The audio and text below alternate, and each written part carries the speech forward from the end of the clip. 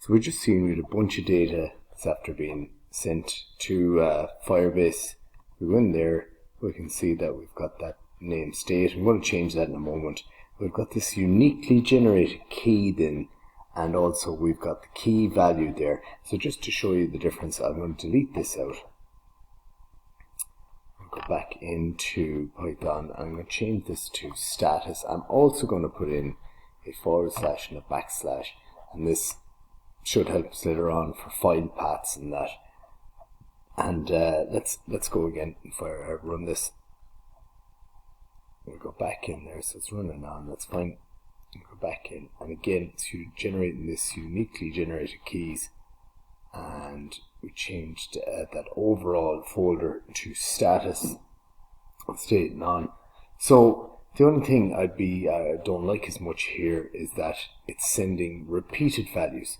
Now that's fine as I'm sending them to Firebase, but if I'm working on the way back and I want to maybe manually override the data in the make code, I really need only one kind of on or off here.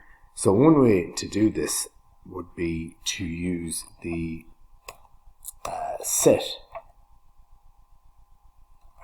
put method.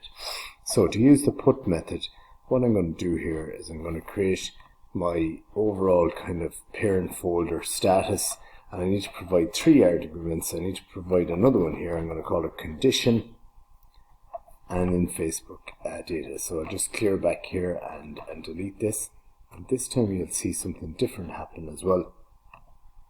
So I'm going to run it. So it's running there correctly.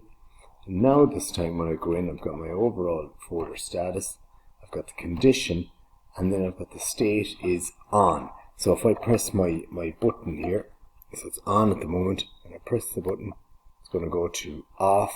You're going to see in Firebase there it's changed to off. Press on, and again it's going to go back to on. So that's more what I want, and I'm happy enough with that going into Firebase.